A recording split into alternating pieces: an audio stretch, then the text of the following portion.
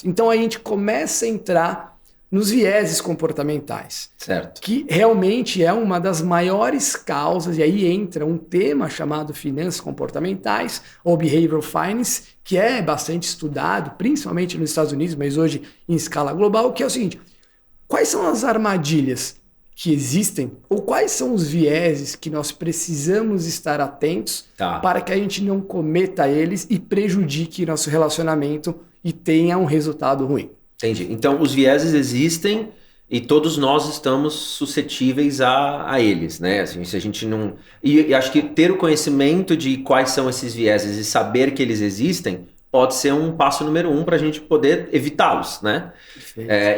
Então, dentre esses vieses, essas armadilhas que o cérebro impõe na gente, no nosso comportamento do dia a dia, para esse mundo das finanças e dos investimentos, você consegue destacar um ou mais vieses que seriam mais latentes, assim, mais gritantes, que afetam a forma como o investidor lida com investimentos? Você consegue citar uns 2 exemplos, 3? Então, eu gosto de alguns, eu gosto de saber que esses vieses existem, porque eles acontecem o tempo inteiro no mercado financeiro. Então, um deles é o viés da disponibilidade. Que basicamente esse viés ele fala o quê? As pessoas tendem a tomar algum tipo de decisão, algum tipo de decisão baseado na disponibilidade das informações que as pessoas têm, que foram disponibilizadas para essa pessoa num curto espaço de tempo. Então vou dar um exemplo. Tá? Se eu não me engano, em 2016... se falava só das ações da Magalu. Subiram trocentos por cento. Magalu ou Magazine Luiza? Magazine Luiza. Tá. Acho que subiu lá uns 6.000%, 2.000%. Não lembro exatamente quanto subiu, mas subiu pra caramba. Quando você ia tomar uma decisão de investir em ações, era muito simples você tomar uma decisão de investir cada vez mais em Magalu.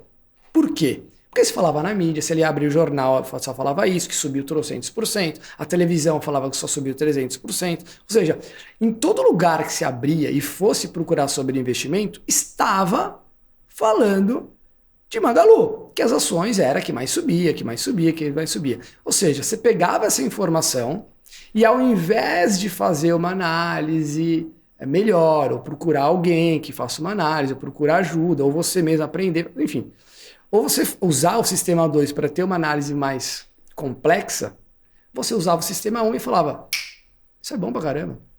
Perfeito. Não precisa pensar muito. Perfeito. Só sobe. Entendeu? Ou seja, essas informações... Quer ver um exemplo do dia a dia? Se a gente for... Hoje, infelizmente, está acontecendo essa guerra contra o terrorismo aqui. E se você fosse perguntar, né, é mais provável... né, perguntar para um israelense, é mais provável você hoje morrer em consequência de um ato de terrorismo ou de, sei lá, de doença? Ou perguntar para uma pessoa, você moraria hoje em Israel com tudo que está acontecendo? A pessoa fala, não, é super perigoso. Não que não seja, né? Mas eu estou falando assim, se você for olhar numa escala, perfeito, né, as informações estão disponíveis, falando o tempo inteiro elas isso na mídia. Afetam o seu julgamento, né? Exatamente, afeta o seu julgamento. A maior causa de morte em Israel é doença, é câncer. É o que mata mais a população de Israel, é câncer. Seguido de doença do coração, né? Que também é o caso do Brasil, doença do coração que mais mata. Muito mais do que o terrorismo. Só que como a taxa de disponibilidade de informação o tempo inteiro, você tende a tomar uma decisão. É o que está rolando no momento. Cai um avião, te perguntam se você quer viajar de avião, você fala, eu não, isso aqui é perigoso pra caramba. Entendi. Por quê? Porque tá rolando essas informações o tempo inteiro e você fica, opa. Perfeito, né? Perfeito. Isso é fato. E é engraçado como a gente tende, às vezes, até a trazer isso, sair do campo financeiro, né? A gente pode trazer isso para nossa vida, né? Você tem às vezes exemplos de, por exemplo, um parente que vive ligado na televisão, uma pessoa que fica, por exemplo, o dia inteiro assistindo Cidade Alerta, né? E fica vendo lá morte, acidente, assalto, né? Essa pessoa, se ela fica todo dia assistindo Cidade Alerta, aquilo é o que o mundo lá fora é para essa pessoa. Então, se você sai de casa, tem que tomar cuidado, porque você pode morrer, você pode ser assaltado, você pode se envolver no acidente de trânsito. Quer dizer, é porque aquele é o único tipo de informação que a pessoa que está assistindo Cidade Alerta todo dia consome, né? Então, para ela, o mundo lá fora é perigoso demais, né? E aí a pessoa fica nesse viés de, não sai de casa, aí toma cuidado, aí lá é muito perigoso, né? É porque é do que você se alimenta. Basicamente é isso, né? Perfeito, exatamente isso, né? Viés da disponibilidade. Legal. E tem algum outro que você acha que vale a pena mencionar, assim, desses vieses comportamentais que afetam os investidores também? Perfeito. Tem um outro, ele não é muito conhecido, mas é um viés que eu gosto bastante, porque eu também acho que ele está no mercado presente o tempo inteiro, e se as pessoas soubessem... Sim, primeiro é importante a gente saber o seguinte, não é que existem vieses, eu vou entender o que eles são para não cometer. A gente está suscetível o tempo inteiro a esses vieses. Né? O primeiro passo para a mudança é saber reconhecer que eles existem. Que eles existem, né? Exato. Então, assim, uma vez que eles existem, quando você for tomar uma decisão, pensa se algum desses vieses está te afetando. Uhum. E se a decisão melhor realmente após uma análise é aquela mesmo, tudo bem, mas talvez você tenha que pensar um pouco mais. Um outro viés que eu acho interessante é o viés do custo afundado. O que esse viés fala? Que as pessoas tendem a tomarem decisões, usam, né, um atalho mental do custo afundado para tomar decisões, e o custo afundado é o seguinte, quando você despende muito tempo, muito dinheiro com alguma coisa, você tende a querer não sair. Então, pensa num relacionamento. Tá. Você está lá no relacionamento há trocentos anos, 10, 15 anos, ou 1 ano, está um tempão no relacionamento. Você sabe que o relacionamento não está legal, outra parte sabe que o relacionamento está legal, mas porque você investiu dinheiro, porque você investiu tempo, porque você investiu, sei lá, coisas que você abriu mão, você fala, eu gastei tanto, né? Eu cedi tanto para esse relacionamento que eu não vou abrir mão agora. Deixa aí. Isso para os investimentos acaba afetando quando você... Nesse exemplo que eu dei da Magalu. Isso é verdade. Pô, você entrou lá, a ação da Magalu caiu depois de 2021, subiu esses 300%, caiu 90% depois. Pô, caiu 90%. Putz, tô comprando Magalu desde 2016, já ganhei tanto dinheiro. Putz, caiu 90%. Ou alguém tá com prejuízo, né? Eu lembro muito na época que a Petrobras falou que ia fazer o pré-sal, enfim, fez uma oferta para fazer um aumento de capital, as pessoas entraram para participar desse projeto da Petrobras, comprando as ações, e as ações caíram depois de um tempo. Né? Veio o governo do PT e as ações acabaram caindo bastante. Meu Deus do céu. Muitas pessoas que a gente vai conversar, não são poucas, são muitas pessoas, têm ação da Petrobras até hoje. E quando você pergunta, fala, não, eu comprei isso lá atrás, tá aí, eu fui comprando, é um valor relevante, deixa aí. Larga lá. Larga lá, larga lá. Pô, mas você tá no elevador, o elevador tá quebrado. Será que não faz mais sentido, se olhar racionalmente, de sair do elevador que tá quebrado e entrar num outro elevador que tá funcionando? As pessoas não pensam, porém, não, eu gastei muito tempo ali, sabe? Muito esforço, muito tempo dedicado, às vezes dinheiro. Tem outro também, outro viés que eu acho bastante interessante, que é um viés da representatividade. Tá. E esse é muito importante, particularmente, para as pessoas que têm pouco conhecimento ou muito conhecimento sobre um determinado tema. E o que é o viés da representatividade? O viés da representatividade é um atalho mental que as pessoas tomam decisões mais rápidas, né? Lembra que esses vieses eles são feitos para tomar decisões rápidas.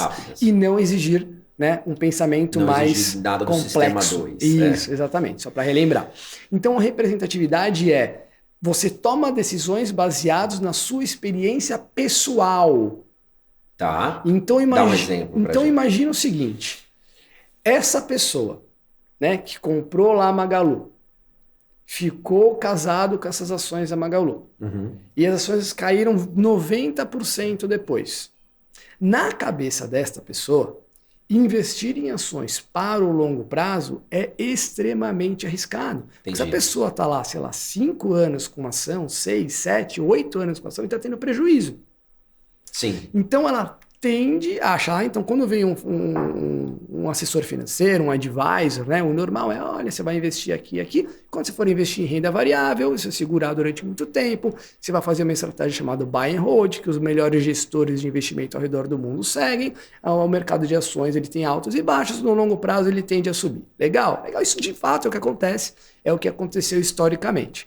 Mas, para esta pessoa, investir em ações para o longo prazo é péssimo. Perfeito. Então, quando falam para essa pessoa pegar e comprar uma ação e segurar durante muito tempo, você fala assim, não, Entendi. Eu não vou fazer isso. É como se fosse uma generalização, né? Ela pega aquilo como exemplo Exatamente. e fala, não, Baseado ação no repertório pessoal. Perfeito, na experiência pessoal. Né? Experiência pessoal. Então, por que a pessoa com muita bagagem também é prejudicial? Porque às vezes a pessoa tem algum vício que não necessariamente é correto, né? Então a gente às vezes fala que essa relação de causa e consequência, nem sempre uma consequência é referente àquela causa. Então uma pessoa olha e fala, olha, eu acho que eu vou fazer esse determinado investimento porque aconteceu isso, isso e aquilo.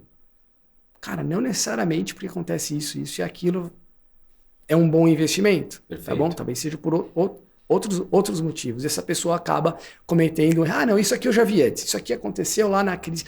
Quando o governo, o Fed, o Banco Central Americano, ele pega e coloca muito dinheiro na economia, eu posso ficar tranquilo, a bolsa vai continuar subindo, não vai ter uma recessão e pode injetar quanto dinheiro for e não vai acontecer nada. Isso aconteceu lá em 2008. O que aconteceu agora na crise de pandemia? De novo, o Fed foi e injetou um caminhão de dinheiro na economia. O que o pessoal pensou? Isso não vai gerar inflação, o Fed já fez isso no passado, eu já entendi. Baseado no repertório pessoal de investidor de 10 anos, que estava lá, 10 não, um pouco mais, que estava lá na crise de 2008, ele pode falar, não, eu já vi isso acontecendo antes. Pode imprimir quanto dinheiro tem e não vai gerar inflação. Perfeito. 2 anos atrás, o próprio Fed falava, inflação é temporária, it's temporary. Eles falavam. O que a gente está vendo agora? Inflação global no mundo inteiro, inclusive nos Estados Unidos. Ou seja, se a pessoa tomasse decisão baseada no repertório pessoal, ela não ia conseguir entender que, opa, peraí, pressão desenfreada de dinheiro, mesmo na maior economia do mundo, pode sim gerar uma inflação. Pode. Que talvez não seja temporária. Então, resumo, precisaria ter uma análise mais embasada e não tomar uma decisão baseada no seu repertório pessoal. Perfeito. Então, eu colocaria esses 3, tem vários vieses, né? Vários atalhos. Até